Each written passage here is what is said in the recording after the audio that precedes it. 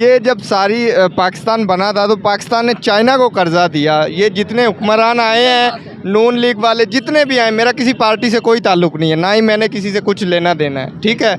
जब ये पाकिस्तान चाइना को कर्जा दे सकता है तो चाइना कहाँ से कहाँ पहुँच गया। तो यार हम लोग किस चक्की का आटा खाते हैं कि हम लोग कभी खान साहब को आगे कर रहे हैं, कभी नून लीग को आगे कर रहे हैं। ओए अपना ज़मीर जगाओ भाई, किसी पे भरोसा मत करो। कई सालों से हम लोग ये चक्की में पिसते आए हैं, ठीक है। मैं कायदे आज़म से बड़ा किसी को लीडर नहीं मानता। जिन्होंने मुल्क आज़ाद करवाया, हम लोग तो डॉक्टर अब्दुल कदीर खान के लिए कुछ नहीं कर सके, उनके साथ कोई अच्छा बर्ताव नहीं कर सके। तो ये खान साहब और इनके लिए हिमायत किसके लिए, किस चीज़ के लिए? मेरा ये सवाल है सबसे। जब चाइना को कर्जा अयूब खान के दौर में दिया गया था तो उस वक्त ये हुकूमतें, जब ये इन लोगों ने ये देखा कि यार हमने चाइना को कर्जा दे दिया है तो चाइना ऊपर जा सकता है, तो हम लोग क्यों नहीं गए ऊपर, क्यों नहीं गए? अरबों खरबों का कर्जा लेकर बच्चा बच्चा आज अमेरिका को कर्जा, मतलब कर्जे के नीचे दबा हुआ है।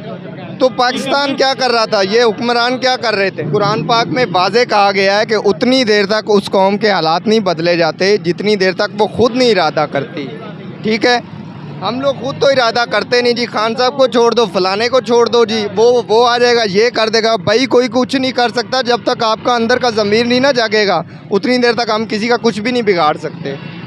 हम लोग क्या करेंगे यहाँ पे? अब मैं खान साहब की बात करूँगा, ये भाई नून लीग की करेंगे।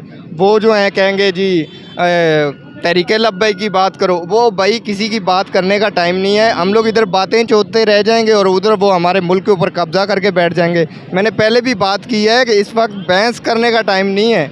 हमें एक जान होकर दुश्मन का मुकाबला करना है। दुश्मन का ये जो ख्वाब है ना पाकिस्तान पे कब्जा करने का, ये उसका ज़िंदगी भर ख्वाब ही रहे कि यार हम जो है ना, किस तरह होगा हमारा लीडर? यार लीडर देखें, हम खुद लीडर हैं। अपने अंदर की काबिलियत को हम लोग पहचान नहीं रहे, दूसरों पे मलबा डाल रहे हैं जी। फलाना हमारा लीडर है, फलाना लीडर है। कौन लीडर है यार?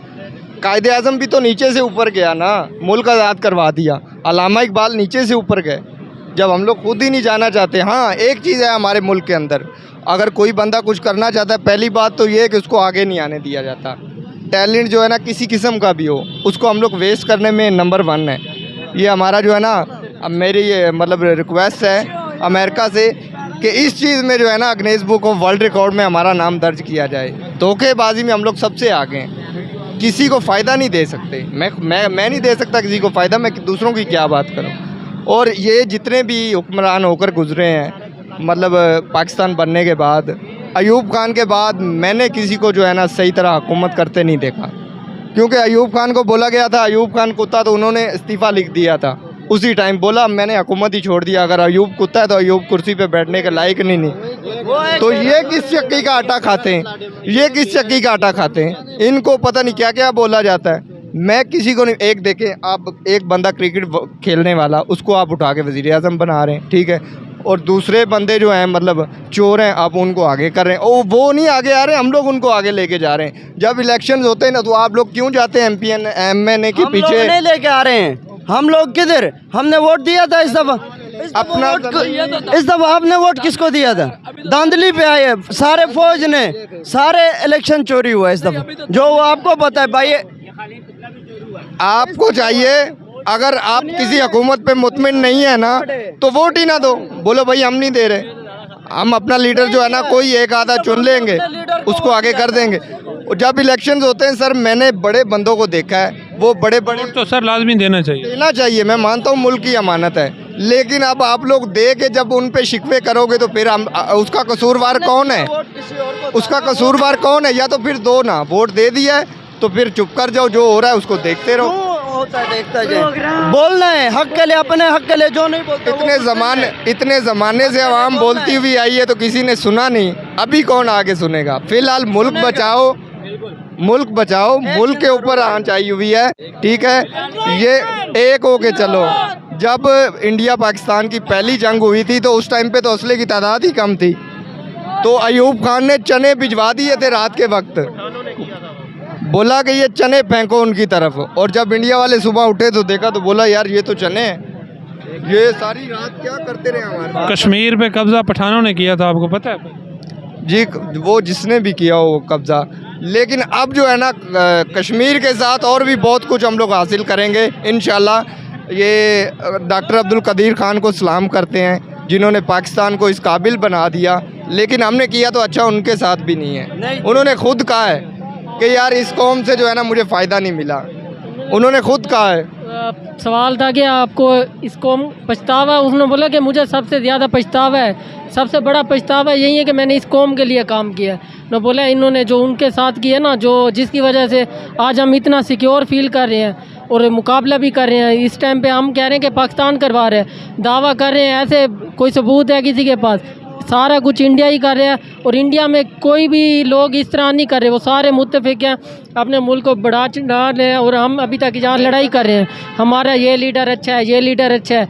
यार ऐसा थोड़ी एक टाइम, अभी ये पाकिस्तान को एक साथ इकट्ठे होने का टाइम है ताकि हम दुनिया को अच्छा एक इमेज दे सकें, अपनी कौम के साथ, अपने हुक्मरानों के साथ, फ़ौज के साथ खड़ा होने का टाइम है, ना कि आपस में लड़ने का टाइम है।